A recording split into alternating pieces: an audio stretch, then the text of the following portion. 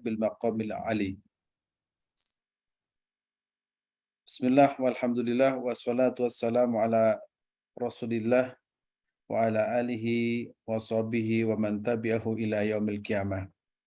Allahumma alimna bima 'allamtana innaka antal alimul hakim. Rabbi zidni ilma warzuqni fahma walhikni bis salihin.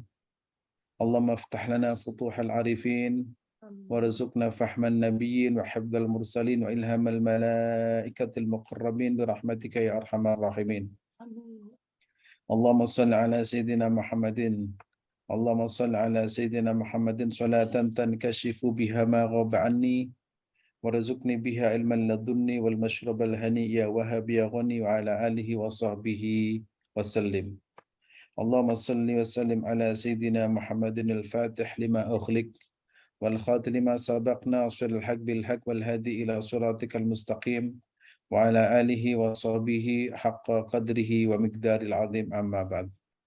Alhamdulillah, bersyukur kita semua kepada Allah Subhanahu wa taala atas segala nikmat dan karunia-Nya pada pagi hari ini, hari Rabu ya, mana para ulama mengawali segala aktivitas keagamaannya itu pada hari Rabu sebagaimana penjelasan dalam kitab Ta'lim Al-Muta'alim, di mana semua pesantren di seluruh Indonesia selalu mengawali pada hari Rabu dengan harapan mendapatkan keberkahan, dan itu tradisi para ulama-ulama terdahulu. Mudah-mudahan hari Rabu ini ya, hari yang sangat istimewa bagi kita semua, juga bagi keluarga kita. Amin ya rabbal alamin.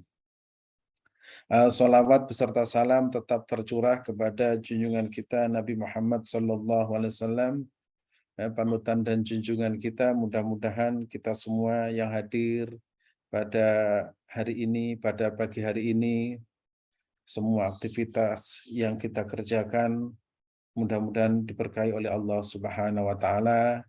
Mudah-mudahan keluarga kita senantiasa menjadi keluarga yang sakinah, mawaddah, warahmah, dan mudah-mudahan segala kesulitan-kesulitan yang kita hadapi, khususnya di masa seperti ini, di mana gempa di mana-mana, banjir di mana-mana, dan juga hujan, puting beliung, Merapi sedang beraksi, ya, kita tidak bisa apa-apa kecuali bagaimana kita memperbaiki diri kita untuk senantiasa bersandar kepada Allah Subhanahu wa taala. Kalau kita bisa mengetahui kapan itu terjadi gempa. Kita bisa tahu juga dalam ilmu pengetahuan kapan bisa terjadi tsunami, tapi kita tidak bisa menghalang-halangi tsunami itu terjadi.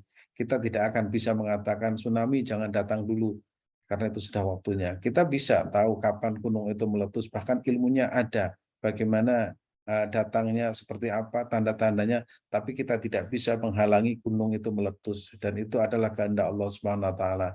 Yang perlu kita siapkan adalah hati kita menghadapi setiap sesuatu, dan kalau kita yakin bahwa sesuatu itu datang dari Allah Subhanahu wa taala, maka pasti kita akan semakin yakin bahwa semua itu adalah kehendak Allah Subhanahu wa taala. Untuk itu kita memulai ngaji kitab Al-Hikam karena sudah hatam. Kita mulai di tempat ini, dan insya Allah di hari Selasa dan hari Kamis dan Sabtu itu kita insya Allah akan ngaji kitab Ihya, ya, Ihya karya dari kitab karya dari Imam Al-Ghazali. Bapak Ibu yang dirahmati Allah dimanapun berada, sebelum kita mulai, mari kita bertawasul terlebih dahulu, mendoakan guru-guru kita yang telah mendahulu kita dalam keadaan iman, dan juga mungkin orang tua kita atau nenek kakek kita yang telah wafat mendahulu kita, yang meninggal dalam keadaan iman dan Islam. Mudah-mudahan mereka senantiasa mendapatkan curahan rahmat dari Allah Subhanahu wa taala, mendapat maghfirah Allah Subhanahu wa taala, dan kalaupun ya mereka mempunyai kesalahan, mungkin pernah bermaksiat, karena kita yakin Allah itu Ghafurur Rahim, Allah itu afu, ya, insya Allah bagi Allah itu mudah untuk memaafkan, bagi Allah itu mudah memasukkan hambanya ke dalam surga selama dalam hatinya ada iman. Al-Fatihah. أعوذ بالله من الشيطان الرجيم. بسم الله الرحمن الرحيم. الحمد لله رب العالمين. الرحمن الرحيم مالك يوم الدين إياك نعبد وإياك نستعين. اهدنا الصراط المستقيم صراط الذين أنعمت عليهم غير المغضوب عليهم ولا الضالين. Rabbi firli wali walidayya amin. Juga tidak lupa untuk kita yang memiliki anak atau cucu yang sedang menuntut ilmu dimanapun berada, mudah-mudahan mereka senantiasa diberikan sehat, ya, sehat intelektualnya, sehat spiritualnya, dan juga sehat fisiknya, terhindar dari berbagai persoalan, ya, terhindar dari narkotika, terhindar dari perzinaan, terhindar dari pergaulan bebas. Mudah-mudahan mereka senantiasa, ya, mendapatkan perlindungan dari Allah Subhanahu wa taala, ilmu yang diperoleh menjadi ilmu yang manfaat barokah, ya, ala hadiniyah biniyatun salihah wa ila hadratin Nabi Mustafa Muhammadin sallallahu alaihi wasallam. Al-Fatihah. A'udzu billahi minasy syaithanir rajim. Bismillahirrahmanirrahim. Alhamdulillahi rabbil alamin. Ar-Rahmanir Rahim. Maliki yaumiddin. Iyyaka na'budu wa iyyaka nasta'in. اهدنا الصراط المستقيم صراط الذين أنعمت عليهم غير المغضوب عليهم ولا الضالين آمين. Kemudian untuk keluarga kita, ya, keluarga besar, pengajian Al-Hikam, mungkin anak kita, orang tua kita, teman kita, atau orang-orang yang kita cintai, mudah-mudahan mereka senantiasa mendapatkan, ya, keberkahan, keberkahan rezekinya, keberkahan umurnya, keberkahan ilmunya, ya, keberkahan kesehatannya, dan juga keberkahan dari pekerjaannya, dan insya Allah mereka atau kita semua dijadikan oleh Allah Subhanahu wa taala membawa kebaikan dimanapun berada. Wa ja'alana mubarakan aina ma kunna. Al-Fatihah. A'udzu billahi minasy syaithanir rajim. Bismillahirrahmanirrahim. Alhamdulillahi rabbil alamin. Ar-Rahmanir Rahim. Maliki yaumiddin. Iyyaka na'budu wa iyyaka nasta'in. اهدنا الصراط المستقيم صراط الذين أنعمت عليهم غير المغضوب عليهم ولا الضالين ربي اغفر لي ولوالدي وللمؤمنين آمين. Terima kasih, ya, khusus untuk Mas Thalib, ya, Ustadz Abdul Muthalib, beliau ketua Yayasan Nurul Hikam, nah, ketua yayasan. Beliau juga wartawan, wartawan radar, santri juga yang pernah ngaji kitab Al-Hikam di Jombang, Kiai Jamaluddin. Ya. Mudah-mudahan kita menjadi orang-orang yang insya Allah ditarik oleh para ulama dan menjadi kekasih Allah Subhanahu wa taala. Amin ya rabbal alamin. Amin. Kita akan memulai, dan mungkin bagi Bapak Ibu yang dulu belum memulai, ya, dari awal kita akan memulai, dan mudah-mudahan dengan mengucapkan Bismillahirrahmanirrahim dengan niat karena Allah Subhanahu wa taala, kita akan memulai, dan mudah-mudahan manfaat dan barokah bagi kita semua. Sebelum saya memulai, di sini ada sebuah prolog, ya, yang ditulis oleh guru kita, ya. Karena saya belajar dulu pada Gus Wafi, kemudian pada musim haji kemarin saya ketemu dengan Gus Najih meminta sanad kitab Al-Hikam, dan beliau itu dari Syekh Ramdhan Buti, ya, Ramdhan Buti almarhum, ulama Syria yang tatkala mengajar kitab Al-Hikam itu dibom. Itu pada awal-awal ada gerakan ISIS, Jadi sedang di masjid, sedang mengajar, dibom. Yang ngebom itu alasannya mengebom atas nama agama. Sedangkan yang dibom itu habis sholat subuh mengajarkan agama. Nah, itulah pemahaman agama yang bermasalah karena menganggap orang-orang yang tidak mengerti tentang hakikat agama, agama atau Al-Quran dijadikan senjata untuk membunuh sesama. Tapi kita, kitab Al-Hikam itu mengajarkan kalau cinta kepada Allah ya cinta terhadap ciptaan Allah Subhanahu wa taala. Kalau kita cinta kepada Rasulullah juga cinta kepada umat Rasulullah SAW, bukan terbalik. Orang yang tidak sama dengan dirinya dianggap keluar dari agama, kemudian halal darahnya, dan itu sangat membahayakan dan kadang berkembang. Maka kitab Al-Hikam itu mengajarkan kepada kita bersih hati dari berbagai kotoran, sehingga kalau melihat orang lain itu yang dilihat itu sisi positifnya, bukan sisi negatifnya. Karena kalau semua orang melihat sisi negatifnya, pasti akan bermasalah dalam dunia ini.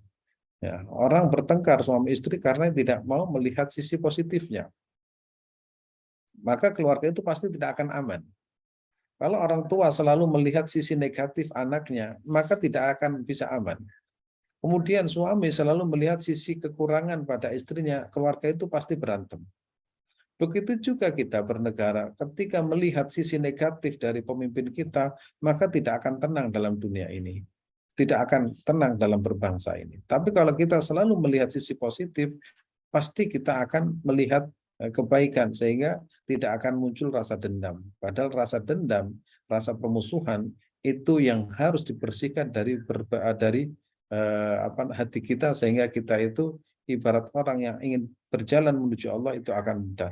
Tetapi begitu hati itu banyak banyak hambatan, banyak penyakit, maka pasti akan sulit untuk sampai kepada hadirat Allah Subhanahu wa taala. Nah, kitab Al-Hikam itu mengajarkan demikian, sehingga di dalam di dalam tulisan atau muqaddimah katanya beliau penulisnya, Alhamdulillah al-wali al-muta'al wassalatu wassalam ala sayyidi Muhammad sahibul burhan al-jali wa ala alihi wa sahbihi wa man tabi ihsan ila yaumin yanal al-auliya bil maqam al-ali. Amma faqad syarrafani Allah azza wa jalla ala dha'fi wa ajzi bi qira'ati Hikam Ibn Athaillah Iskandari. Beliau itu merasa dirinya bahwa itu merupakan kekurangan dan kelemahan untuk membaca. Saya juga demikian, saya hanya menyampaikan apa yang telah disampaikan oleh guru-guru kita, dan itu bukan kebaikan dari saya. Misalkan itu ada sesuatu yang baik, itu bukan saya, itu murni dari Allah Subhanahu wa taala. Tapi kalau terjadi hal-hal yang tidak baik atau keburukan, itu murni dari saya pribadi. Dan itu adalah diajarkan oleh guru kita, sehingga tidak pernah melahirkan sikap atau watak yang sikap atau watak yang sombong. Karena hampir semua yang kita kerjakan kebaikan itu murni dari Allah Subhanahu wa taala. Kemudian kalau kita melakukan maksiat, jangan sampai kita mengatakan, kenapa kamu melakukan maksiat? Oh, ini karena takdir Allah. Maka Allah tidak akan berkenan. Makanya kalau kita melakukan sesuatu yang buruk itu min syarri nafsi, ya, dari keburukan saya pribadi. Dan itu lebih diapresiasi oleh Allah daripada kita itu kalau melakukan keburukan itu disandarkan kepada Tuhan. Ya, ini takdir Tuhan. Dan kita tidak diapresiasi oleh Allah tatkala melakukan kebaikan kemudian mengatakan ini prestasi saya. Nah, tapi sebaliknya kalau kita melakukan kebaikan itu murni pertolongan Allah Subhanahu wa taala. Maka di sini wal yaum faqad akrama Allah bimazid min at-tawfiq hatta anha hadzal amal alladhi tala tasfifi lahu falillahil hamdu awalan wa akhiran. Nah, ini pernyataan dari pensyarah atau penulis kitab Al-Hikam yang kita kenal, Syekh Ramdan Putih almarhum yang meninggal dalam keadaan syahid. Kemudian beliau menegaskan ya, dalam ringkasan beliau ini menunjukkan bahwa kitab Al-Hikam itu luar biasa. Bahwasanya kitab Al-Hikam itu lau jazat as-salatu bisyai'in ghairil Qur'an la jazat bihikam bin Athaillah Iskandari. Karena kitab Al-Hikam itu isinya kalimat-kalimat atau untaian-untaian kalimat yang penuh makna. Kata beliau itu ya dalam tulisannya, lau jazat as-salatu bisyai'in ghairil Qur'an la jazat bihikam Ibnu Athaillah. Seandainya dibolehkan sholat itu membaca untaian kalimat, untaian makalah dalam hikam, mungkin makalah al-hikam itu cocok. Tapi karena tidak boleh, ya, sehingga tidak mungkin dilaksanakan. Karena apa? Betapa istimewanya kitab al-hikam, dan itu dikaji dan disyarah oleh puluhan ulama. Dan juga dengan berbagai bahasa. Oh, itu kan luar biasa. Itu menunjukkan bahwa penulisnya itu orang yang sudah sampai kepada Allah, atau yang disebut dengan waliyun min auliya'illahi ta'ala. Jadi termasuk kekasih Allah subhanahu wa ta'ala. Nah, hari ini kita akan memulai, dan mudah-mudahan Allah berikan kemudahan, Allah berikan kelancaran, dan mudah-mudahan ya, Allah Subhanahu wa taala senantiasa mencatat setiap gerakan tangan kita, kaki kita, lisan kita, telinga kita, gerakan otak kita, darah kita yang mengalir dalam rangka niat karena Allah Subhanahu wa taala dicatat sebagai niatan sholihah, niat yang baik, dan mudah-mudahan kebaikan itu akan memenuhi langit dan bumi. Karena kebaikan yang bersumber dari rasa senang dan bahagia kita itu seandainya ditaruh di bumi itu tidak cukup. Ya, tidak cukup. Betapa banyaknya balasan Allah Subhanahu wa taala. Misalkan tadi yang sholat subuh 2 rakaat itu kan lebih baik dari dunia dan isinya. Kalau digambarkan lebih baik dari dunia dan isinya oleh Rasulullah SAW, kan nggak mungkin bisa memenuhi alam semesta ini. Bahkan pernah saya sampaikan, sujud itu nilainya lebih baik dari dunia dan isinya. Kan nggak mungkin. Maka alam semesta ini tidak mungkin, ya, tidak mungkin memuat balasan Allah atas kebaikan kita. Tidak akan mungkin. Nah, dunia ini hanya tempat beramal, sedangkan akhirat itu tempat balasan. Nah, nanti pasti kita akan menemukan, oh ternyata sholat saya itu nilainya sekian, oh ternyata sujud saya nilainya sekian, oh ternyata amal ibadah sedekah saya nilainya sekian, umroh saya nilainya sekian. Nah, di dunia tidak akan bisa nampak. Dan alhamdulillah tidak nampak. Begitu juga mungkin dosa. Seandainya nampak, mungkin kita tidak akan melakukan dosa. Katanya, betapa menjijikkan dosa itu sehingga kalau kita melihatnya tidak akan mau lagi. Nah, oleh karena itu ya, mudah-mudahan niat yang baik itu insya Allah ya akan terus menyelimuti kita, dan mudah-mudahan kebaikan itu bukan hanya di dunia tapi sampai ke akhirat nanti. Amin ya rabbal alamin. Ini Ibnu Athaillah ya, amma sahibu hadzal kitab wal Imam Tajuddin, ya, namanya Ahmad Tajuddin Ahmad bin Muhammad bin Abdul Karim Ibnu Athaillah Askandari. Askandari itu dinisbahkan pada tempat, ya, tempat Askandaria. Askandaria. Beliau itu aslinya dari Askandaria. Kalau bahasa yang sering digunakan anak pun namanya Alexandria. Di mana kamu tinggal? Oh, saya sedang di Alexandria. Itu anak-anak yang tinggal di Mesir. Kalau jalan-jalan itu kemana? Ke Alexandria. Alexandria adalah Iskandaria. Jadi ada nama-nama yang apa ya? Nama-nama yang itu menjadi keren kalau di apa bahasa Jawa itu Keminggris ya. Keminggris mana? Alexandria itu kan agak keren.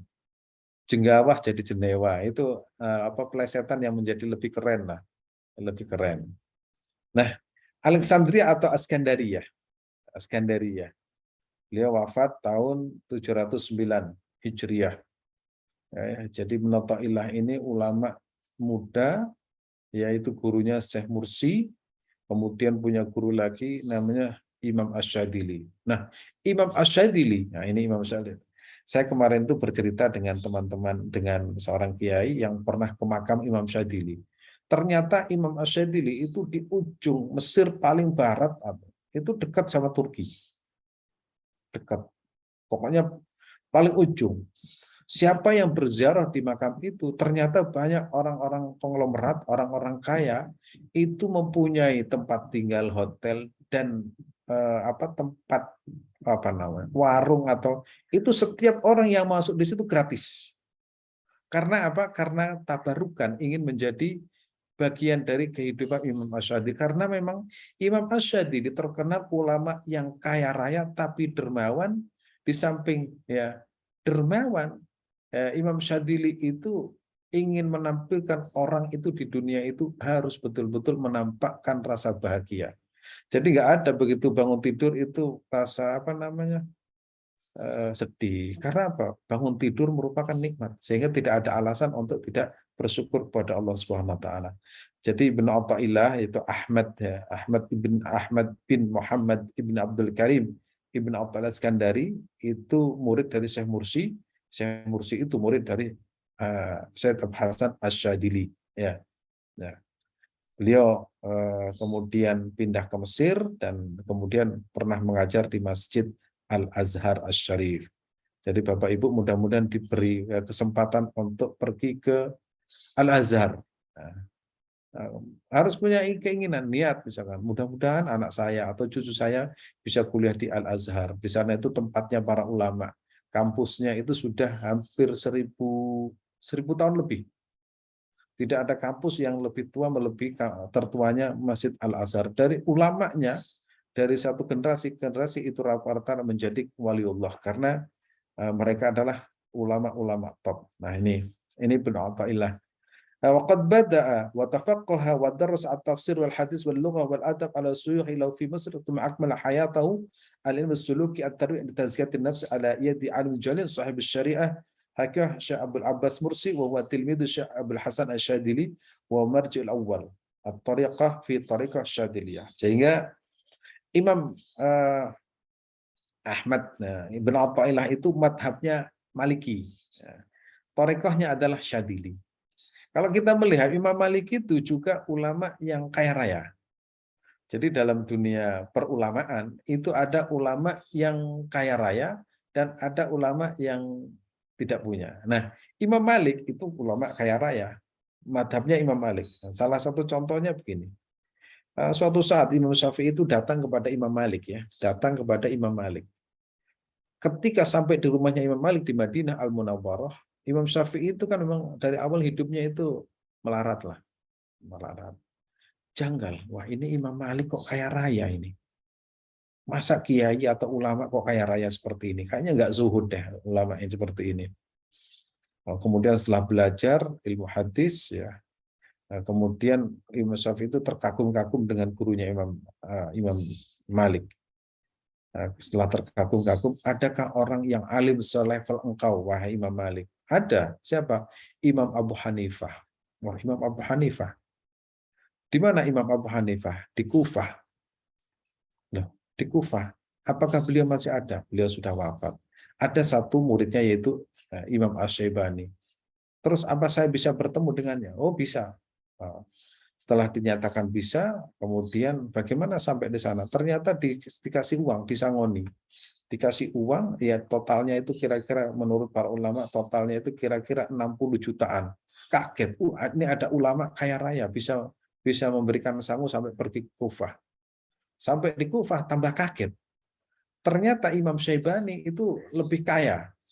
Ya, ketika menemui tamunya, itu di meja tamu itu banyak puluhan emas. Lantakan emas itu banyak emas. Kalau sekarang itu misalkan banyak dolarnya di meja tamunya. Itu tambah kaget. Ini ulama tambah keren ini kok. Karpetnya itu permadaninya itu adalah 1 senti. Tambah kaget kan? Kok ada ulama seperti ini? Nah, akhirnya dalam pikiran Imam Syafi'i begini, wah ini ulama ini kok terlalu kaya, ini nggak menampakkan kezuhudannya. Langsung dijawab, kamu tahu kalau harta ini di tangan orang kafir bagaimana? Akan digunakan apa? Tambah kaget, oh iya, kalau harta itu dipegang orang kafir, pasti digunakan hal-hal yang negatif. Nah, kalau dia orang yang jahat, pasti akan melakukan kejahatan. Oh berarti harta itu aman di tangan orang Islam. Nah, itu madhabnya Imam Malik dan juga tarekahnya Imam Syadzili, dan itu orang-orang yang menampakkan rasa syukur kepada Allah Subhanahu wa taala. Mudah-mudahan kita termasuk orang-orang yang seperti itu. Nah, dan kitab Al-Hikam, amma kitab Al-Hikam fahuwa kitabun shaghirun fi hajmihi intashara fil buldan al-mukhtalifah. Kitab ini kecil tapi itu melegenda. Bukan hanya di Indonesia, Mesir, ya, Afrika, hampir di Turki itu tempatnya. Di Turki, di Maroko, di Tunis, ya, di Malaysia, di Singapura, di Thailand, di berbagai negara dibaca karena memang kecil ya kitabnya, tetapi penuh dengan makna, dan setiap orang yang membaca dengan hati yang bersih itu langsung masuk di hati dan bisa merubah diri. Itu kalau bukan penulisnya bukan kekasih Allah itu nggak bisa. Padahal kadang kita membaca tulisan itu bosan, mendengarkan bosan. Tapi begitu membaca kitab Al-Hikam dan mendalamnya itu bukan bosan yang diperoleh, tapi semacam ketagihan. Karena itu tadi penulisnya itu ya tidak main-main. Hampir semua kitab-kitab klasik itu mempunyai makna yang sama, punya background yang sama dalam penulisannya. Saya pernah menyontohkan Imam Bukhari itu ketika menulis itu di Masjidil Haram, di dekat Ka'bah, karena ingin mendapatkan keberkahan tanah suci Mekah. Yaitu, jadi setiap mau menulis sholat dulu 2 rakaat, ya setelah sholat 2 rakaat baru menulis. Setelah itu dibaca berkali-kali. Katanya apa? Tabarukan dengan Baitullah. Setelah selesai, sowan kepada Rasulullah di Madinah Al-Munawwarah, ingin mendapatkan keberkahan tanah suci Madinah Al-Munawwarah. Nah, saya juga menemukan data bahwa ulama kita yang namanya Syekh Abdul Somad Al-Falembani, ya itu ulama dulu bukan sekarang, itu juga demikian mensyarahi kitab Imam Al-Ghazali itu di tanah suci Mekah. Dan banyak para ulama melakukan itu karena apa? Tanahnya itu istimewa. Imam Al-Ghazali juga demikian, menulis kitabnya, kitab Ihya itu pertama di Masjidil Aqsa, ya, separuhnya itu di Syria, di tempat-tempat yang sakral. Sehingga ilmunya itu betul-betul bersih masuk dalam hati karena penulisnya itu bersih hatinya. Dan mudah-mudahan ya dengan niat Bismillahirrahmanirrahim, Allah berikan kemudahan bagi kita untuk memahami dan mengamalkan, dan mudah-mudahan kita bisa sampai pada derajat yaitu menjadi kekasih Allah Subhanahu wa Ta'ala. Dan itu sebagian informasi tentang keistimewaan ya para ulama yang menjadi yang melegenda. Imam Bukhari, Imam Syafi'i, Imam Malik, Imam Asy-Syadzili, termasuk kitab yang akan kita baca yaitu penulisnya adalah Ibnu Athaillah Al-Iskandari. Mungkin Mas Thalib bisa menampilkan slide ya, tentang pengenalan kitab Al-Hikam pada pagi hari ini.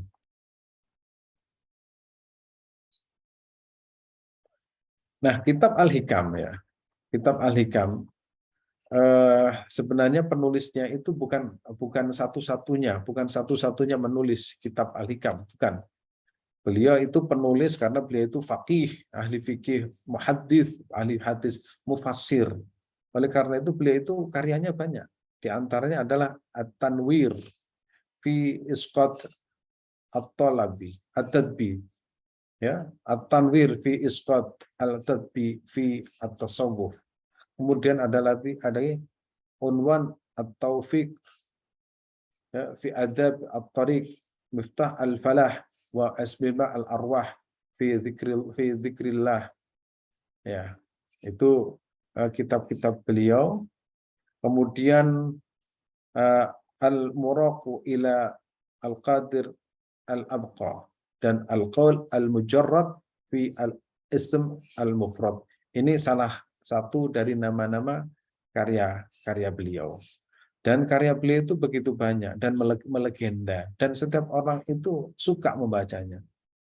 Jadi saya menemukan seorang kiai, ya seorang kiai itu dalam hidupnya itu ngaji Alkitab itu bukan satu kali, begitu khatam diulangi lagi, begitu khatam diulangi lagi, begitu khatam. Jadi tidak pernah berhenti, tidak ada selesainya.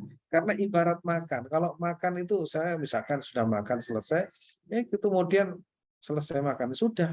Nah, kalau sudah makan nggak pengen lagi, nah, nggak, itu berarti bermasalah. Kalau makan enak itu pasti ingin Nah, ingin makan lagi, ya ingin makan lagi. Dan ciri khas kitab Al-Hikam seperti itu. Nah, jadi para ulama di pesantren itu tidak akan pernah berhenti mengkaji kitab Al-Hikam. Sehingga kitab Al-Hikam itu seolah-olah hidup ya di antara kita. Dan kalau kita ingin hidup selamanya, ya, ingin hidup selamanya, maka ada beberapa hal yang kita lakukan. Itu pertama menulis. Dan menulisnya dengan ikhlas. Pasti tulisan kita itu akan dikenang dan akan diamalkan. Yang kedua bangun masjid. Ya, bangun masjid. Kalau kita bangun masjid, maka masjid kita itu selama digunakan sholat, maka kita akan mendapatkan pahala dan akan selalu dikenang oleh orang yang sholat di dalamnya.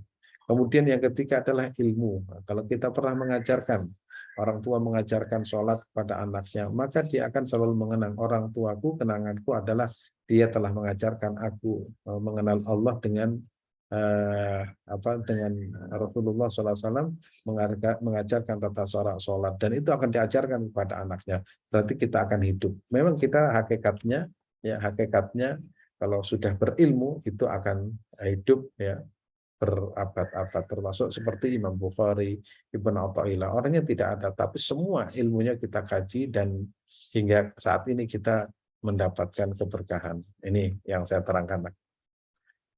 Bisa dilanjutkan. Slide yang kedua. Ini karya ilmiah, ya karya ilmiahnya itu banyak sudah saya baca tadi. Terus lanjut. Nah, baru ini ya pemaparan yang pertama ya, kita membaca Al-Fatihah untuk Ibnu Athaillah, mudah-mudahan Allah berikan kemudahan. Al-Fatihah ila Syekh Ahmad bin Athaillah. Al-Fatihah. A'udzubillahi minasyaitonir rajim. Bismillahirrahmanirrahim. Ar-Rahmanir-Rahim. Maliki yaumiddin. Iyyaka na'budu wa iyyaka nasta'in. Ihdinas siratal mustaqim. Shiratal ladzina an'amta 'alaihim ghairil maghdubi 'alaihim waladdallin. Amin. Kepada Bapak Ibu ya dimanapun saja berada, dulu yang tidak pernah atau belum mengawali, ini akan mengawali pelajaran pertama. Bismillahirrahmanirrahim. Qala al-muallif rahimallahu wa nafa'ana bihi wa bi ulumi fid dharain. Amin. Min alamatil i'timadi 'alal amali nuqsanur raja' inda wujudi zalali. Min alamah. Min itu artinya tab'id, sebagian. Sebagian atau salah satu tanda min alamatil i'timadi 'alal amali. Salah satu tanda ya bersandarnya seorang hamba kepada amal, yaitu berkurangnya pengharapan kepada Allah Subhanahu wa taala saat tergelincir atau saat melakukan dosa atau maksiat. Nah, ini saya sampaikan pelan-pelan. Min alamatil i'timad. I'timad itu bersandar. Tanda orang yang bersandar kepada amal. Amal itu apa?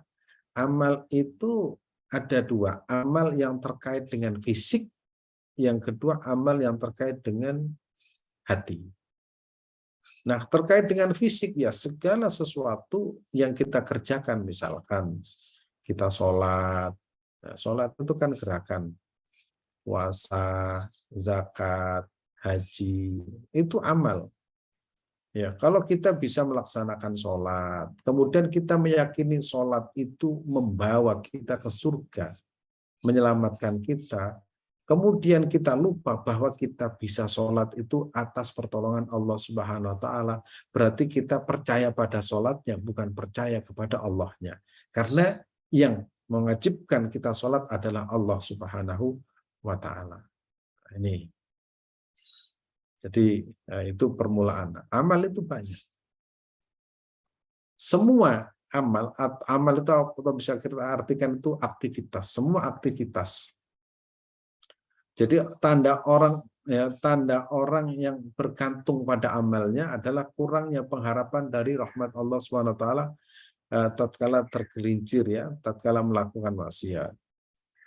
Jadi orang kalau tergantung pada amalnya, tatkala dia itu tergelincir, ya namanya orang itu kan tidak selamanya lempeng. lempeng. Ketika dia itu jatuh pada perbuatan yang dilarang oleh Allah Subhanahu wa taala, dia itu pasti akan putus asa. Percuma saya sholat sekian tahun ternyata hasilnya seperti ini. Loh, karena dia itu tertumpu pada amal. Misalkan dia itu sudah berusaha tapi tidak berhasil. Percuma saya berkali-kali mencoba tapi tidak berhasil. Loh, karena dia tertumpunya pada amal. Tertumpunya pada amal. Sehingga orang yang seperti ini disebut dengan ya orang yang apa ya namanya tidak berharap kepada rahmat Allah Subhanahu wa taala. Berbeda orang yang tertumpu pada rahmat Allah Subhanahu wa taala. Ketika dia itu melakukan perbuatan baik, dia itu meyakini kebaikan itu murni pertolongan Allah Subhanahu wa taala. Ketika dia itu terpeleset, dia meyakini bahwa kita itu lemah. Manusia itu tidak berdaya. Manusia diciptakan itu dengan berbagai kekurangan, dengan berbagai kotoran. Sehingga kalau dia itu terjatuh, dia itu ingat kepada Allah Subhanahu wa taala sehingga akan kembali kepada Allah bertaubat, dan dia itu yang diharapkan adalah rahmat Allah Subhanahu wa taala. Kalau dia itu pernah melakukan maksiat, dia itu ya bukan tidak ingat kepada maksiatnya, tapi dia itu lebih ingat bahwa Allah itu Maha Pemaaf, Allah itu Maha Pengampun. Maka di situ ada nuqsanu ar-raja'i inda wujudiz zalal. Oleh karena itu salah satu tanda bersandar pada amal yaitu berkurangnya pengharapan kepada Allah saat tergelincir. Dan kita sudah diajari oleh guru-guru kita bagaimana kita bisa beribadah itu pertolongan Allah. Kalau kita itu tergelincir, kita nggak boleh putus asa karena Allah itu Maha Pemaaf, Allah itu Maha Pengampun. Itu, dan mudah-mudahan kita termasuk orang-orang yang bukan patokannya bukan pada amal, tapi patokannya kepada rahmat Allah Subhanahu wa taala. Dan rahmat Allah itu wasi', inna rahmatallahi awsa' min dunubi. Dalam sebuah keterangannya, sesungguhnya rahmat Allah itu lebih luas daripada dosa-dosa manusia. Manusia bisa berbuat maksiat semuanya, tapi rahmat Allah itu jauh lebih luas. Rahmat Allah itu lebih luas. Pengampunan Allah itu jauh lebih luas. Nah ini ya makalah yang pertama. Bisa kita lihat pada slide yang berikutnya yang sudah saya siapkan.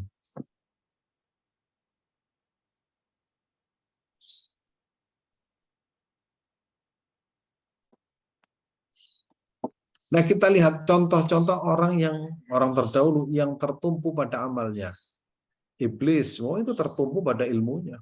Nggak ada orang yang lebih pintar dari iblis itu. Pinternya itu sundul langit. Ya, apa sundul langit itu? Itu iblis itu seperti itu. Hanya satu, dia itu apa? Ana khairun minhu. Dia mengatakan saya lebih baik dari dia. Kenapa kau suruh aku untuk bersujud? Nah, itu. Dan itu kalau masalah ilmu ya. Kemudian kalau masalah jabatan kekuasaan, Fir'aun itu menguasai Mesir. Sampai dia mengatakan ana rabbukumul a'la. Seolah-olah tidak ada satupun yang bisa menjatuhkan pada waktu itu. Dan memang tidak ada yang mampu. Tapi bagi Allah itu mudah. Bagaimana Allah itu? Allah Subhanahu wa taala mengirimkan orang yang masuk di dalam rumahnya. Siapa? Nabi Musa alaihissalam. Loh, Allah itu nggak bisa dilawan. Sampai saya sering menyampaikan, kita nggak akan bisa melawan Amerika, nggak bisa melawan Cina. Karena apa? Teknologinya, kemampuannya. Satu-satunya yang bisa, saya bilang kepada Nisa, kamu nikah dengan cucunya Biden, selesai. Menikah dengan keturunan warga yang punya bisa, sudah selesai. Sebagaimana Fir'aun nggak bisa dikalahkan oleh siapapun, justru Allah kirimkan kepada mereka. Siapa yang dikirimkan? Musa alaihissalam dengan cara Allah Subhanahu wa taala. Akhirnya menjadi bagian. Ternyata musuhnya ada di dalamnya sendiri. Akhirnya justru Fir'aun itu kalah dengan Nabi Musa alaihissalam. Bagi Allah itu mudah. Bagi Allah itu mudah. Namrud juga demikian. Namrud itu. Ini contoh ya. siapa yang mengandalkan jabatannya, siapa yang mengandalkan mungkin dulu ada orang yang berkuasa sekian puluh tahun, kayaknya tidak akan bisa mengalahkan. Ternyata dikalahkan oleh anak buahnya sendiri. Itu dari dulu sudah seperti itu. Ternyata anak yang ternyata yang selama ini menjadi orang dekatnya, dialah orang yang pertama kali menggulingkannya. Nah, bagi Allah itu mudah. Bagi Allah itu mudah. Nah, ini. Kemudian kalau misalkan orang yang mengandalkan kekayaannya, kita tahu Korun sampai dibuat sebuah istilah. Kalau orang yang banyak duitnya itu adalah korun. Nah, korun. Tenggelam dengan hartanya. Konon itu dalam beberapa riwayat itu kuncinya itu diangkut sama onta, kunci gudang kayaknya emas permata itu sampai begitu kayanya, habis juga kan. Tu'ti man tasya wa tu'izzu man tasya wa tudillu man tasya biyadikal khair. Bagi Allah itu nggak ada artinya. Kemudian orang yang bangga dengan nasabnya, siapa? Abu Lahab. Abu Lahab itu kan top nasabnya itu paman Nabi Muhammad SAW. Akhirnya menjadi penghuni neraka selamanya. Bahkan di dalam Al-Quran itu ada surat khusus yang menceritakan keabadian Abu Lahab dan istrinya di neraka. Tabbat yada abi lahabi wa tab. Ma aghna anhu maluhu wa ma kasab. Sayasla naran dhata lahab. Wa imra'atuhu hammalatal hatab. Fi jidha hablum min masad. Terus bagaimana kita menyikapi kalau kita mendapatkan kepercayaan jabatan amanah, yakin ini adalah titipan Allah. Akhirnya kita sandarkan, ini yang memberi Allah. Berarti ada tanggung jawab di hadapan Allah Subhanahu wa taala. Berarti kita tidak main-main. Kayak siapa? Umar bin Abdul Aziz. Umar bin Abdul Aziz tatkala dilantik menjadi seorang khalifah, ya. Dilantik menjadi seorang khalifah, itu anaknya datang. Tok tok tok tok, siapa? Saya, Abu ya. Mau apa? Urusan pribadi atau urusan negara? Urusan pribadi. Semuanya urusan pribadi, semua yang terkait dengan lampu dan lain sebagainya dimatikan gelap. Lantas begitu masuk begini. Ayah, kenapa dimatikan lampunya? Karena tadi saya tanya urusan pribadi. Kalau saya menggunakan lampu dan sebagainya, itu berarti saya menggunakan fasilitas negara. Karena urusan pribadi berarti saya harus menyalakan lampu saya pribadi. Sampai seperti itu Umar bin Abdul Aziz. Kalau sekarang nggak apa-apa, yang penting tidak haram lah. Itu zuhudnya siapa namanya? Umar bin Abdul Aziz. Itu profil pejabat negara yang betul-betul ada. Cuma tidak lama, hanya 2 tahun. Kemudian kalau kita ilmu, ya, kalau kita melihat ilmu, Sayyidina Ali bin Abi Thalib itu disebut dengan gudangnya ilmu siapa? Babul ilmu itu Ali, ya, gudangnya Rasulullah. Ali bin Abi Thalib itu terkenal dengan orang yang berilmu. Katanya Ali bin Abi Thalib, saya itu kalau berdoa tidak dikabulkan, saya itu paling bahagia. Loh, kok bisa? Karena saya mengetahui bahwa Allah itu berkuasa atas segalanya, sehingga tidak bisa diintervensi oleh siapapun. Justru bangga bahwa Tuhanku itu Tuhan yang paling top. Tidak ada yang bisa mengganggu, tidak ada yang bisa mengaturnya. Itu orang yang berilmu. Kalau kita kan sedih. Kenapa saya doa tidak dikabulkan? Apa kekurangan saya? Kalau Ali bin Abi Thalib enggak. Berarti engkau memang Tuhanku ya Allah. Bangga, semakin bangga dengan Tuhannya karena apa? Tidak bisa diatur oleh manusia. Itu ya levelnya orang berilmu seperti itu. Kemudian kalau bangga dengan kekayaannya, kita tahu Imam Al-Laitsi kaya raya tapi dermawannya luar biasa. Kemudian Utsman bin Affan konglomerat tapi dermawan. Kemudian siapa namanya? Talhah bin Ubaidillah, Sa'ad bin Abi Waqqas, Umar bin Khattab, kemudian Sayyidina Utsman bin Affan, Abdurrahman bin Auf, mereka konglomerat, mereka ahli ibadah. Ya. Ahli ibadah. Kalau Nabi siapa yang paling kaya? Nabi Daud, Nabi Sulaiman. Wah, itu tidak ada yang mengalahkan kekayaannya. Bahkan kekayaannya itu justru digunakan untuk kebaikan, menaklukkan Ratu Bilqis. Nah, ya, Ratu Bilqis. Abu Lahab misalkan, contoh Abu Lahab itu bangga dengan nasabnya. Kalau kita punya nasab yang baik, itu sesungguhnya bagi Allah Subhanahu Wa Taala kalau ingin menjatuhkan gampang. Ya, kita sering ngobrol dengan teman-teman. Ada anaknya dulu katanya keturunan PKI, sekarang itu hafal Quran. Dulu anaknya kiai nggak bisa ngaji, anaknya pejabat dulu itu top dan dihormati, sekarang itu tidak bisa berbuat apa-apa. Dulu anaknya orang yang dikuyok-kuyok. Apa itu kuyok-kuyok itu ya? Didolimi, dihina-hina, terus ternyata jadi bupati, ada yang jadi presiden. Karena apa? Allah itu berkuasa. Nggak bisa. Ini contoh ya. Terus lanjut. Jadi jangan pernah kita bangga dengan prestasi kita. Ini jangan tertumpu pada amal. Ketika beribadah tetap bersandar kepada Allah, karena sesungguhnya seorang hamba bisa beribadah itu karena hakikatnya pertolongan Allah. Begitu juga ketika terpeleset pada maksiat juga bersandar kepada Allah, sesungguhnya Allah Maha Pemaaf, pengampun, sehingga tidak berputus asa terhadap rahmat Allah Subhanahu Wa Taala. Jadi orang misalkan jatuh pada maksiat, jangan larut pada kemaksiatan. Ya Allah, kenapa? Iya, memang kita harus menyesali, tapi jangan kemudian menafikan bahwa Allah itu Maha Pengampun. Kan yang paling banyak kalau orang sudah larut pada dosa itu kan seolah-olah dia itu terkungkung dengan dosanya, lupa bahwa Allah itu Maha Pengampun. Kita harus ingat Allah itu Maha Pemaaf.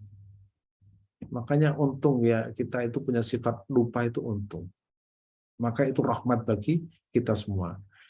Allah memberikan sifat lupa kepada kita semua. Kita ketika lupa melakukan perbuatan maksiat, kita ingat Allah itu Maha Pengampun. Akhirnya kita itu enjoy lagi beribadah kepada Allah Subhanahu Wa Taala. Bayangkan kalau kita itu larut pada kemaksiatan kita, tatkala kita beribadah kepada Allah itu kan isinya itu hanya apa? Hanya penyesalan, hanya malu dan lain sebagainya. Tapi kalau kita beribadah dengan rasa senang, ya Allah, walaupun saya pernah maksiat, tapi kok masih berikan aku kesempatan untuk beribadah kepada Engkau. Betapa mulianya Engkau ya Allah. Itu kan rasa bahagia, rasa senang. Contoh kalau kita kepada Nabi kan disebut dengan Raufur Rahim.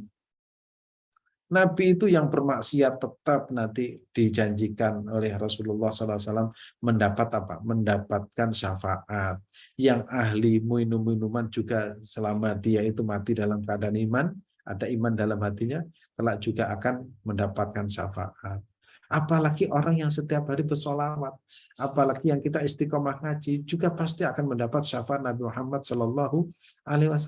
Nah, itu menunjukkan bahwa kita itu, ya, kita ini kalau melakukan sebuah kesalahan, kita yakin bahwa kita ini lemah dan tidak berdaya, pasti jatuh pada perbuatan yang dilarang, tapi kita meyakini seyakin-yakinnya bahwa Allah itu Maha Pengampun dan Maha Pemaaf, sehingga rahmat Allah tidak terbatas di dunia, di alam barzakh sampai di akhirat. Nah, ini. Terus kita lanjut. Nah, saya akan membahas sedikit tentang amal. Ya, amal yang disebut dengan al-i'timadu alal amal. Amal itu apa? Pengertian amal di sini yaitu amal artinya gerak atau aktivitas yang meliputi aktivitas fisik badan atau aktivitas batin atau hati. Aktivitas atau amal yang melahirkan ridho dan mendapatkan pahala disebut dengan taat.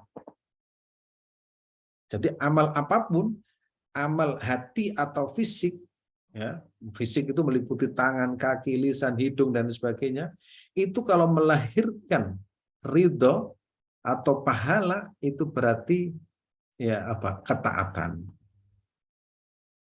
Nah, ini.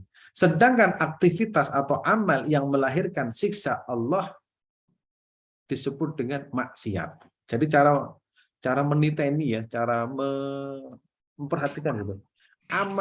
Amal ibadah, amal apapun yang kemudian melahirkan ridha Allah dan menghasilkan pahala itu namanya taat.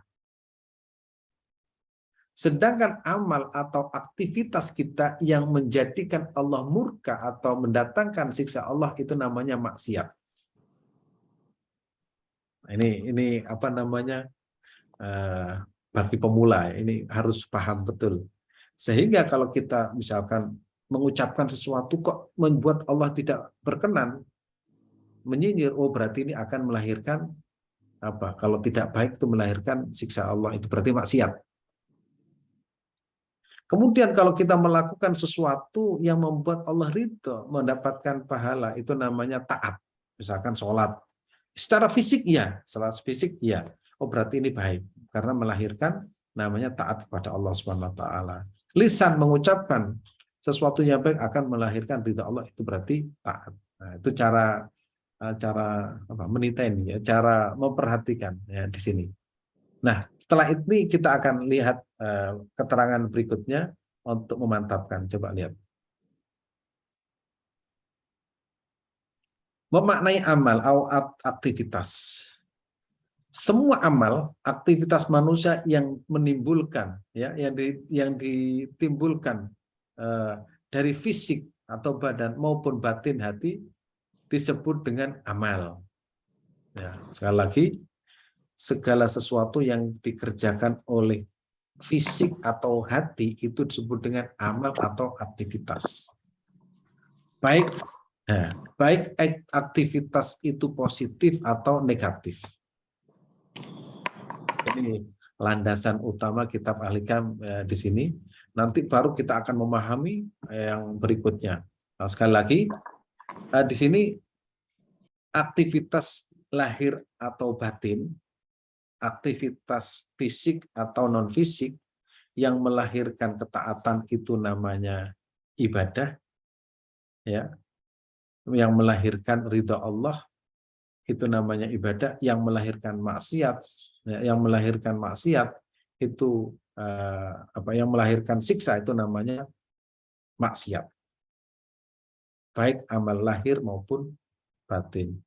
Baik amal positif atau negatif itu disebut dengan amal. Nah, semua amal aktivitas manusia positif yang ditimbulkan dari aktivitas lahir maupun batin, ya, maupun positif yang melahirkan kebaikan adalah patuh atau taat kepada Allah Subhanahu wa taala. Semua amal aktivitas, ya, aktivitas zahir, ya, maupun batin yang melahirkan marah siksa Allah disebut dengan maksiat. Jadi kita ini ya hanya dua. Kalau baik ya itu disebut dengan taat. Kalau tidak baik, maksiat, itu akan melahirkan siksa Allah Subhanahu wa taala. Dan amal itu terdiri dari dua sisi, yaitu sisi fisik dan sisi non-fisik atau sisi zahir maupun batin. Nah, kita lihat lagi pembagiannya. Dua jenis amal. Ini sudah mulai mengerucut, zahir atau jasad atau fisik, amal batin atau hati. Terus lanjut.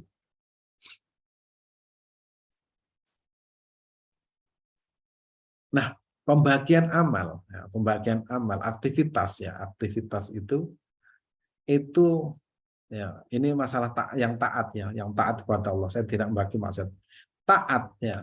Pembagian amal, aktivitas yang taat itu ada tiga. Pertama syariat, yang kedua itu thariqah, yang ketiga itu hakikat. Nah, ini mulai pelajaran agak berat.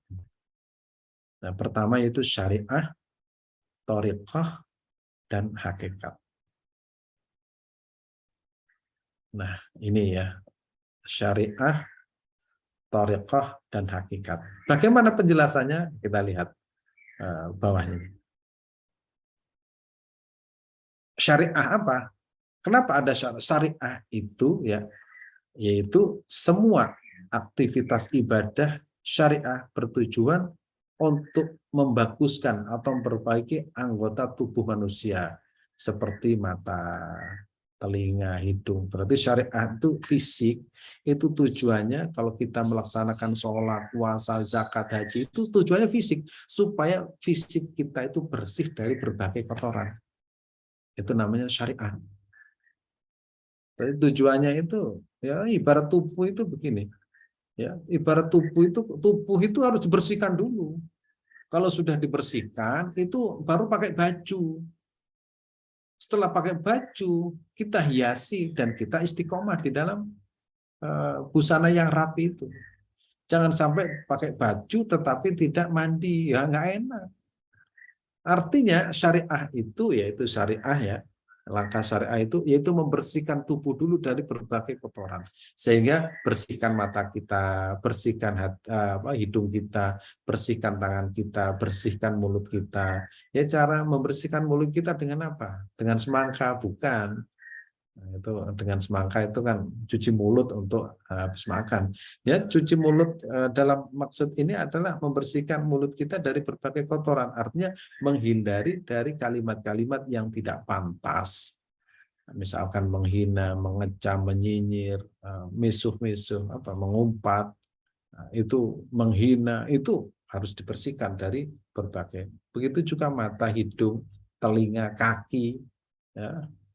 Misalkan tangan jangan memegang sesuatu yang dilarang oleh Allah. Itu namanya tujuan aktivitas syariah. Makanya kalau kita bersyariat itu harus betul-betul sesuai dengan tuntunan Al-Quran apa?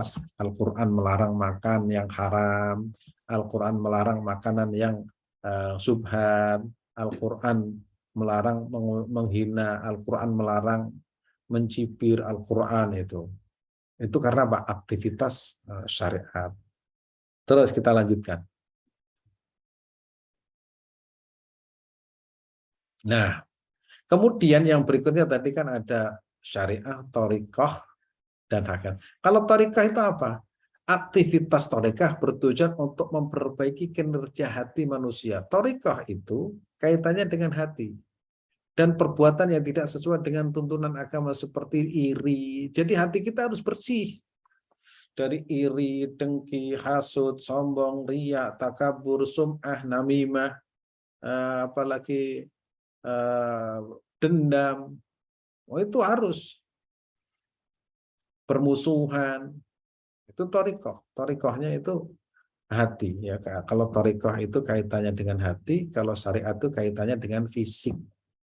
Nah, berarti kan ada tiga torikoh, syariah, torikoh. Kalau syariah itu membersihkan ya, fisik dari berbagai kotoran.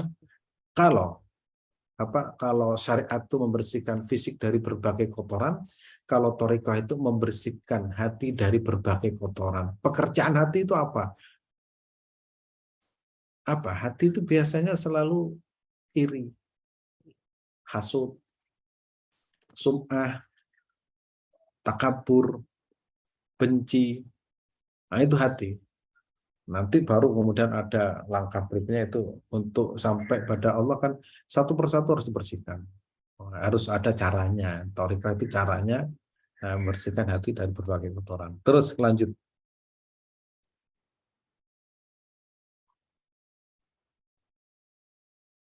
Nah, yang ketiga adalah ruh. Ya, ketiga adalah ruh. Ruh ini bagaimana ruh itu bisa berjalan dengan baik menuju Allah Subhanahu wa taala, yaitu agar ruh mencapai derajat yang tertinggi yaitu sampai kepada Allah Subhanahu wa taala. Maka dalam hal ini nanti ada murabbir ruh. Dalam masalah ini nanti ada pembimbing rohani yang sering saya contohkan itu kalau kita itu belajar untuk mencapai derajat doktor atau mencapai derajat license S1 S2 itu harus ada pembimbing. Ya, pembimbing rohani itu yang menuntun kita, yang menuntun arwah kita itu sampai kepada Allah Subhanahu wa taala. Itu. Terus lanjut. Nah, ini keterangan masih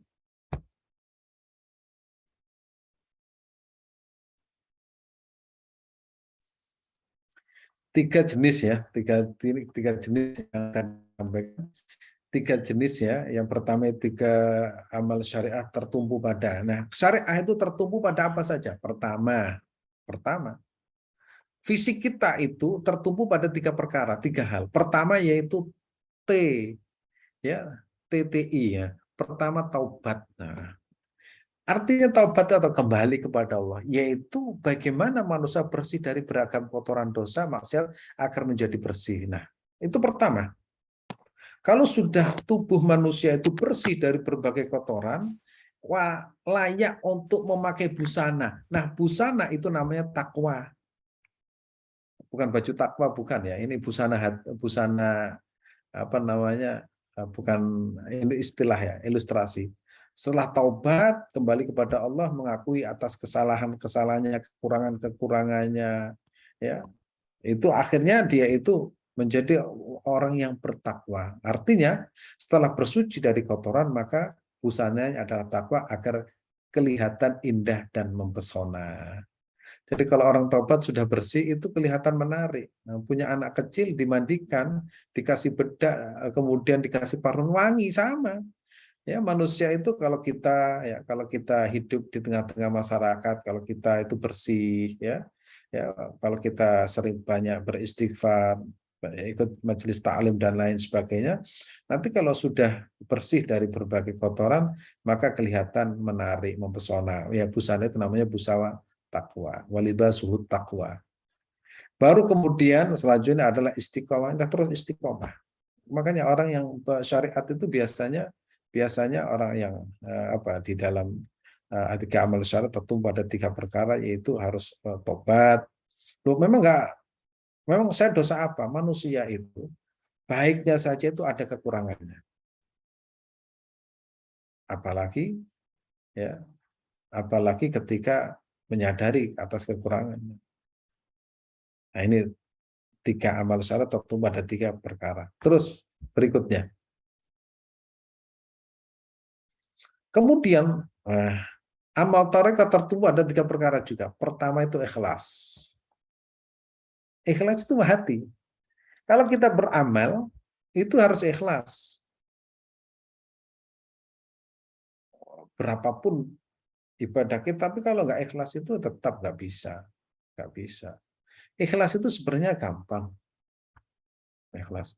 Kalau kita ibadah ikhlas, tadi saya sampaikan, kita bisa ibadahkan pertolongan Allah. Kenapa kita tidak mengakui kalau ibadah kita itu pertolongan Allah? Kenapa saya harus mengakui? Saya sholat itu karena saya itu sehat, kuat, dan lain sebagainya. Kamu bisa sholat itu pertolongan Allah. Berarti sholat itu ya kan inna sholati wa nusuki wa mahyaya wa mamati lirabbil alamin.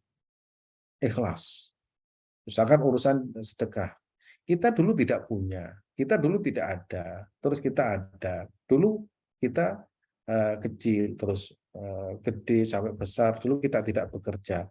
Begitu kita bekerja, itu pertolongan Allah. Kita dapat rezeki, itu juga yang memberi Allah Subhanahu wa taala. Kalau kita berbagi, kenapa masih kesulitan? Wong itu dong. Itu juga pemberian Allah Subhanahu wa taala. Sehingga akhirnya kata ikhlas itu gampang. Nah, kemudian yang ketiga sidik, jujur. Jujur. Nah, jujur itu artinya apa? Mengakui bahwa ya, kita itu bisa ini dan itu juga kehendak Allah Subhanahu wa taala. Misalkan jujur dalam sholat. Kita sholat itu jujur, artinya sholat itu antara fisik dan hati kita itu ada kolerasi, ada selaras. Allahu Akbar, ya kita mengakui hati kita itu bahwa Allah itu maha besar. Ya, prakteknya kita sholat itu kita masih kemana-mana. Berarti kita bisa ikhlas, tapi masih belum bisa jujur. Karena apa? Kita bisa melaksanakan sholat istiqomah terus menerus, tapi hati kita tatkala sholat itu masih kemana-mana. Tapi nggak apa-apa, kita masih belajar. Nah, kalau sudah menjadi kekasih Allah sudah beda. Karena ini kan langkah untuk menjadi kekasih Allah. Makanya banyak rintangan yang harus kita hadapi, banyak rintangan yang harus kita singkirkan. Kemudian terakhir yaitu tertumbuh ada tumak ninah. Tumak ninah itu anteng. Ya. Artinya anteng itu apa? Apa anteng itu bahasa Indonesia? Ya anteng apa namanya? Sudah tidak pernah galau sedikit pun karena dia itu selalu apa? Tenang mungkin ya. Ya tenang ya. Pokoknya tenang. Jadi nggak pernah galau dalam hidupnya. Bagaimana kalau wong dia itu tahu bahwa dirinya itu adalah sudah mapan hatinya. Nah, ini harus tumak nina, Bang. Tumak nina itu kalau dalam salat itu berhenti sejenak. Salah satu rukun sholat adalah tumak ninah. Misalkan ruku, tumak ninah harus ada jedanya. Dan jedanya itu dalam sholat itu ada durasinya. Durasinya minimal itu durasinya itu membaca tasbih. Tapi kalau hidup kita, hati kita harus tumak ninah sehingga tidak gigi mongso. Apa itu gigi mongso? Itu tidak gampang kagetan dengan keindahan dunia. Pingin ini, nggak pernah. Ya, nggak pernah. Orang yang seperti ini sudah mapan. Saya punya teman itu hatinya sudah mapan.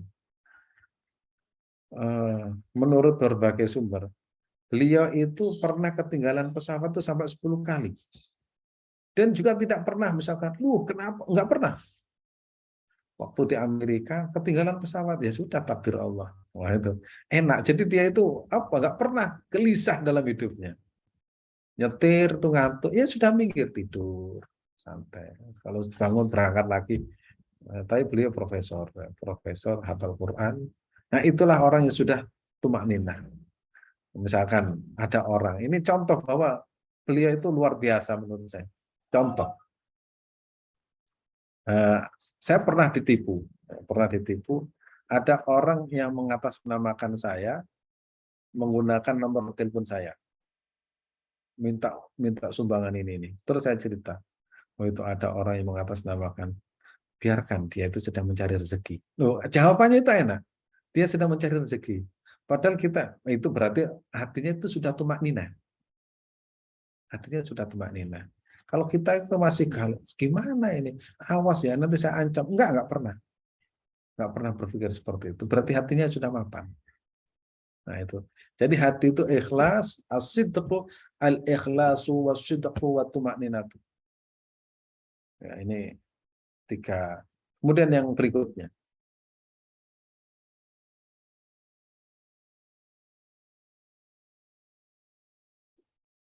Nah, yang ketiga itu amal hakikat. Hakikat itu apa? Hakikat itu begini. Pertama yaitu muraqabah. Apa sih muraqabah itu? Kita merasa di mana-mana itu Allah melihat kita. Mau bagus ini. Jadi kalau ini diterapkan dimanapun kita berada, insya Allah kita selamat dunia dan akhirat. Saya sering mencontohkan ya, muraqabah ini kalau dalam bahasa hadisnya namanya al-ihsan, anta budallaha ka'annaka tarahu fa illam takun tarahu fa innahu yarak. Misalkan saya mencontohkan mahasiswa, saya tanya, kamu kan jauh dari ibumu, jauh dari ayahmu. Seandainya kamu berdua dengan lawan jenismu, kamu itu malu kepada orang tuamu atau malu kepada Allah? Bingung ya. Kalau kamu merasa, nggak usah jauh-jauh, kalau kamu merasa bahwa orang tuamu senantiasa melihatmu, apakah pantas kamu itu bergandengan tangan dengan dengan pria lain? Ketawa. Maka hadirkan orang tuamu dimanapun kamu berada. Pasti kau akan merasa malu. Nah, perasaan seperti itu namanya muraqabah. Hanya saja ke dalam masalah ini, dimanapun kita berada, kita merasa Allah itu memantau kita. Muraqabah namanya. Kalau kita terapkan dalam kehidupan kita, misalkan kita terapkan di negeri kita, yakin, hakul yakin, nggak ada korupsi. Karena apa? Karena ya, ketika di Indonesia misalkan menjadi pejabat, disumpah dengan Al-Quran, merasa Allah melihat saya, masa saya itu harus korupsi? Selamat. Seandainya semua pejabat yang Muslim itu punya perasaan seperti ini, aman Indonesia. Yang dihadirkan itu Tuhan. Ya, makanya ini ilmu yang sangat tinggi. Sementara ini ya, yang dihadirkan itu hukum. Kalau hukum, ya kalau konangan, ya kalau ketahuan, kalau nggak ketahuan ya aman. Apalagi jual apa kata Pak Mahfud, jual pasal itu bahaya. Dan ini muraqabah kita hadirkan. Ya, kita hadirkan. Kalau kita hadirkan itu kan enak dalam diri kita. Ya, misalkan sholat, Allahu Akbar, Allah melihat saya. Akhirnya sholat itu bisa istiqomah, bisa khusyuk. Kemudian kalau kita jadi pekerja, pegawai, iya Allah, Allah melihat saya, masa saya harus. Kemudian di tempat yang sepi, berduaan dengan orang yang tidak apa namanya, bukan muhrimnya, ya Allah, Allah melihat saya. Ketika mau mencuri, ketika ini, ketika sholat, ketika puasa, Allah melihat saya, masa saya harus mokel. Itu semuanya itu karena merasa namanya muraqabah, sebuah perasaan di mana dirinya itu senantiasa dipantau oleh Allah Subhanahu wa ta'ala, namanya muraqabah. Baru kalau berhasil muraqabah akan sampai derajat berikutnya yaitu musyahadah. Musyahadah yaitu menyaksikan Allah Subhanahu wa ta'ala. Itu namanya anta'budallaha fa innaka anta'budallaha ka'annaka tarahu gitu. Fa in lam takun tarahu fa innahu yara. Jadi seolah-olah itu kita menyaksikan Allah Subhanahu wa taala, sehingga melihat kejadian apapun yang terjadi, yang dilihat itu adalah di situ ada kehendak Allah Subhanahu wa taala. Sehingga nggak pernah misalkan menyaksikan misalkan gunung meletus. Wah, soalnya ini lempengan, oh nggak pernah gitu. Karena apa? Ya Allah itu sedang mengutus gunung untuk meletus. Yaitu di situ ada kuasa Allah Subhanahu wa taala. Kalau kita kan ilmu pengetahuan, ya nggak apa-apa kita belajar. Soalnya kenapa? Oh, lempengannya sedang begini, begini. Itu kan menurut kita. Bagi Allah itu ya, kalau sudah musyahadah nggak seperti itu. Setiap kejadian, disitulah kehendak Allah Subhanahu wa taala. Ya, yang ketiga, ini makrifat itu sudah menjadi kekasih Allah Subhanahu wa taala. Ya, ini apa namanya, urutan amal aktivitas manusia yang sampai kepada apa namanya tadi, ada syariah, ada namanya thariqah, ada hakikat. Nah, kita masih pada apa? Ya, insya Allah syariat kita sudah betul, cara sholat betul, ya, cara puasa benar, itu cara membersihkan diri kita dari berbagai kotoran, dan kita kemudian menjadi orang yang bertakwa, la'allakum tattaqun. Makanya dalam Al-Quran itu wasari'u ila maghfiratin min rabbikum wa jannah. Wasari'u ila maghfirah. Wasari'u, sari itu bergegaslah. Jadi kalau urusan taubat itu ada semacam apa ya? Segera.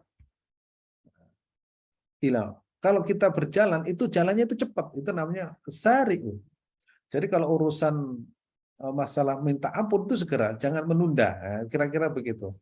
Misalkan, kapan kamu tobat? Wah, saya masih muda, masa tobat sekarang? Itu nggak boleh. Kalau urusan tobat, urusan ibadah itu wasari'u, bergegas. Ila maghfiratim mir rabbikum wa jannah. Ya. Kemudian orang yang bertobat itu disediakan surga yang luasnya ardu has-samawati wal ard uiddat lil muttaqin. Ya, surga itu disediakan untuk orang yang bertakwa. Nah, baru ya setelah dia itu syariatnya betul, benar, menjadi orang bertakwa. Ya, baru ciri takwa itu alladzina yunfiquna fis sarra'i wad dharra. Ya, jadi menjadi orang bertakwa, setelah bertakwa itu punya aktivitas apa? Ya, kalau dalam keadaan apapun dia itu tetap beristiqomah di dalam beribadah, istiqomah di dalam sedekah, istiqomah di dalam apapun. Dalam keadaan sakit ya tetap ibadah, sehat juga ibadah, ya, dalam kondisi mapan juga sedekah, kondisi misalkan nggak punya tetap dia itu sedekah. Karena apa? Karena hatinya sudah mapan, sudah istiqomah. Jadi taubat, takwa, dan istiqomah. Wasari'u ila maghfiratin min rabbikum wa jannah ardu was-samawati wal ardu iddat lil muttaqin. Baru kemudian apa? Setelah itu ada yang kedua, menjadi orang yang kaldimin, enggak gampang marah. Dalam kehidupan sosial, ada orang saja tidak cocok dengan kita. Mungkin ada orang yang menyakiti kita, ada orang yang menghakimi kita. Kita nggak terpancing karena wal kadhimin. Kita menahan. Bahasa Jawa itu ngempet, iso ngempet. Ilmu yang paling berat itu ngempet. Apa ngempet tuh? Menahan keinginan. Nah, namanya keinginan manusia itu ingin ini dan itu, tapi kita mampu ngempet. Namanya wal kadhimina. Itu sifat apa? Orang yang bertakwa. Tadi ya, pertama itu taubat, setelah bersih menjadi takwa, setelah itu istiqomah, istiqomah sedekah, istiqomah tidak balas dendam. Kemudian kalau ada orang menyakiti kita, kita maafkan, wal afina anin nas. Pemaaf, ya. Tidak kita itu harus cara mau minta maaf gini. Contoh ini. Ya, kalau misalkan kita punya orang tua kita itu setelah wafat, biasanya kan kita, Bapak Ibu, saya mohon jika orang tua saya punya kesalahan, mohon dimaafkan. Ya, setelah itu, kalau itu kaitannya dengan materi, itu berhubungan dengan hak waris, pewaris. Itu apakah cukup? Belum, belum. Ya, saya maafkan.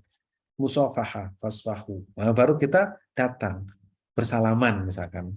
Tolong ya, saya minta maaf, mungkin orang tua saya melakukan ini dan itu. Ya. Nah, kemudian setelah minta maaf salaman, ada berikutnya, langkah berikutnya apa? Langkah berikutnya adalah legowo. Legowo, contohnya begini, misalkan kita punya orang tua kita itu dulu pernah menyakiti teman kita, kemudian pernah utang kepada orang tersebut. Terus kita mohon dimaafkan ya kesalahan orang tua saya. Ya, saya maafkan. Nah, setelah itu datang, mohon maaf secara khusus. Kemudian harus ada legowo. Legowo itu apa? Rela. Ya, sudah saya maafkan. Terus ada yang memaafkan tapi gimana mau maafkan? Ya lisan saya maafkan, tapi yang dipinjam itu bukan 1.000 doang, itu sapi saya 3. Kalau sudah dilunasi, baru saya legowo. Berarti legowo itu penting. Dan itu kewajiban anak untuk memohon maaf kepada yang bersangkutan. Maka menjadi orang pemaaf itu bagus ya, bagus. Kalau memaafkan tuh dari hati, semuanya dari hati.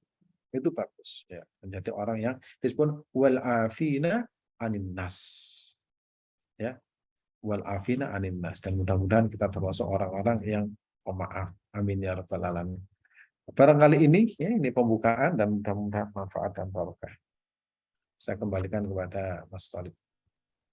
Alhamdulillahirrahmanirrahim. Luar biasa kajian perdana pada pagi hari ini, kita seperti diajak pada dunia yang apa ya, menurut saya sih menjadi sesuatu yang selama ini barangkali kita tidak paham, tidak tahu, belum paham tentang bagaimana sih sebenarnya amal-amal kita ini. Kita kadang merasa bahwa wah, dosa saya terlalu banyak ini, apakah diterima atau tidak, apakah amal kita dicatat nanti di akhirat atau tidak. Ternyata di Al-Hikam sudah diajari bersikap optimisme bahwa ampunan Allah itu lebih besar dari yang lain, dari siksaan. Kira-kira begitu. Baik Ustaz Adim dan seluruh jamaah kajian tafsir Al-Hikam pada pagi hari ini, waktu sudah menunjukkan pukul 7 di Malang. Wow. Karena itu mungkin kali ini kalau memungkinkan, izin Ustadz untuk memberikan 1 atau 2 kesempatan kepada jamaah yang barangkali ingin bertanya, kami persilahkan. Mungkin 1 atau 2 karena kaitannya dengan waktu juga. Monggo para jamaah, ya kami persilahkan barangkali ada. Atau barangkali nanti bisa lewat chat, boleh. Oh, ini ada pertanyaan sih lewat chat. Jadi gini Ustaz, jika sedang sholat, pikiran kita sedang belanja kemana-mana, harus baca apa biar khusyuk dan tumakninah? Ini pertanyaan Ustaz, mungkin langsung bisa ditanggapi. Monggo tafadhol. Terima kasih. Memang sholat kita itu ya seperti itu. Apalagi sholat sholat yang samping kita atau depan kita atau teman kita itu busananya bagus. Depan kita misalkan Mas Thalib sholat, depannya itu ada sarung BHS, itu langsung dibaca itu mereknya. Allah, mereknya bagus ini. Ya itu ya umumnya manusia ya seperti itu ya. Apalagi ada sholat kemudian sampingnya itu pakai tas LV, bagus nih mereknya. Ya begitu memang. Umumnya manusia ya begitu itu.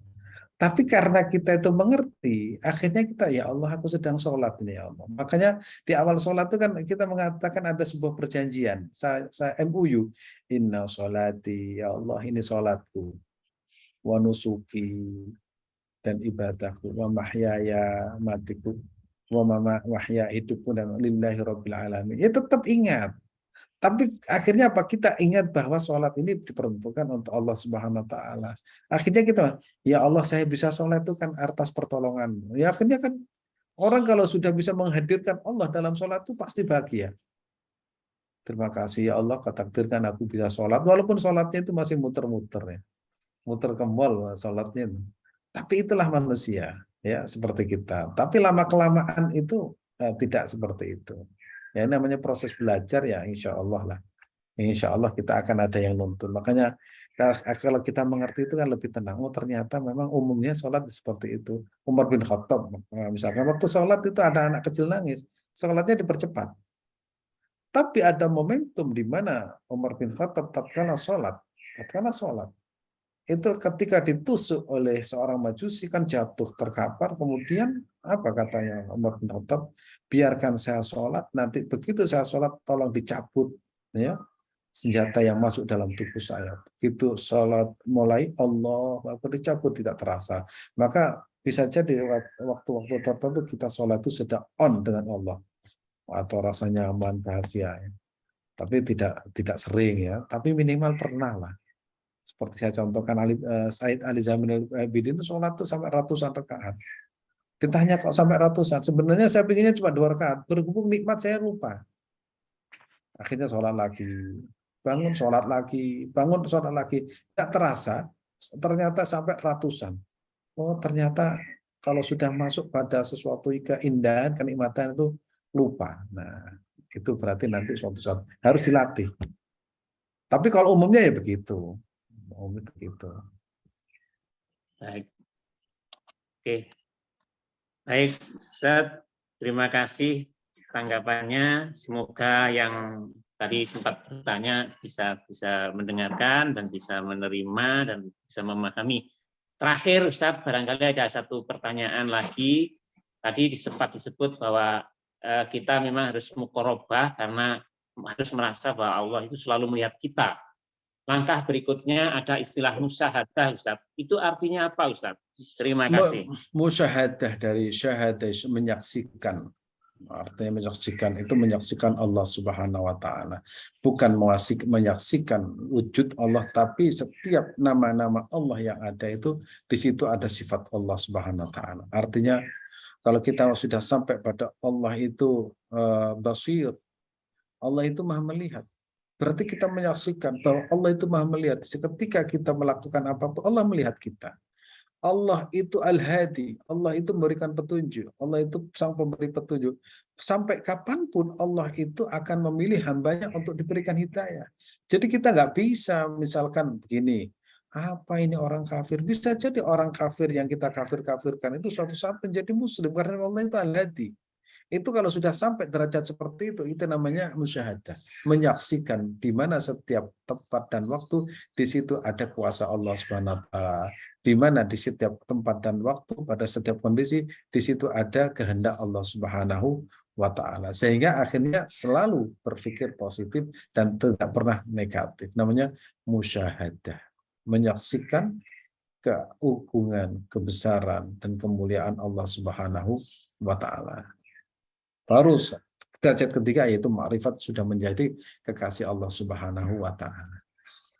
Baik, terima kasih sekali Ustaz. Jadi para jamaah, Bapak Ibu hadirin pada kajian tafsir Al-Hikam kali ini, saya kira banyak ilmu yang sudah kita serap pagi hari ini pada kajian perdana di Pondok Pesantren Nurul Hikam.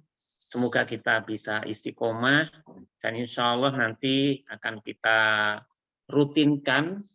Mungkin Ustaz bisa memberikan informasi di dirutinkan setiap Rabu pagi seperti ini tadi, atau mungkin ada tambahan hari lain, atau cukup hari Rabu, Ustaz, monggo.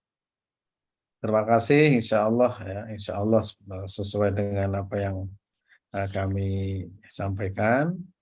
Insya Allah hari Rabu dan Jumat pagi ya. Insya Allah nanti diinformasikan kepada Bapak Ibu yang ingin beristiqomah, mudah-mudahan diberikan panjang umur, sehat jasmani dan rohani, dan mudah-mudahan bisa beraktivitas dengan baik lahir dan batinnya, semuanya disandarkan kepada Allah Subhanahu wa taala yang Maha Kuasa. Oke. Demikian. Baik Ustaz, syukron katsir. Yang terpenting bagi kita semua adalah kita mengikuti kajian ini diniati dengan ikhlas, insya Allah barokahnya itu nanti akan muncul, insya Allah begitu.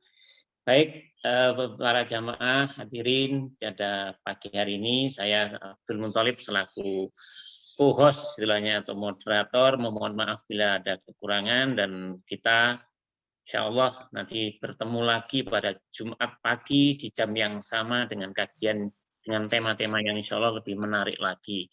Terima kasih sekali lagi. Allahumma fiq ila aqwamit thoriq. Assalamualaikum warahmatullahi wabarakatuh.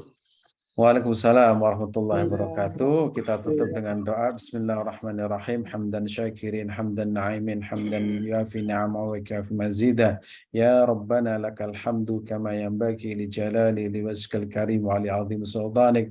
Allahumma ighfir lana dhunubana wa li walidayna warhamhuma kama rabbana shighara. Allahumma ighfir lana dhunubana wa kaffir anna sayi'atina wa tawaffana ma'al abrar. Wahtim lana bil iman, wahtim lana bil ihsan, wahtim lana بحسن الخاتمة. اللهم اجعلنا من عبادك الصالحين المتقين الشاكرين الصابرين إنك مجيب السائلين. اللهم ارزقنا يا الله علما، اللهم ارزقنا يا الله زيارة مكة والمدينة لأداء الحج والعمرة في كل سنة وبجاه رسول الله صلى الله عليه وسلم. اللهم نور قلوبنا بنور الإيمان ومن وجوهنا بنور الإيمان ووسع صدورنا ويسر أمورنا واقض حاجاتنا من حوائج الدنيا والآخرة يا كريم. اللهم صل وسلم على سيدنا محمد صلاة تنكشف بها ما غاب عني وارزقني بعلم اللدن والمشرب الهني يا وهاب يا غني وعلى آله وصحبه وسلم. سبحان ربك رب العزة عما يصفون وسلام على المرسلين walhamdulillahi rabbil alamin. Terima kasih. Ustaz. Terima kasih semuanya Ibu Sumini, Mas Thalib. Terima kasih.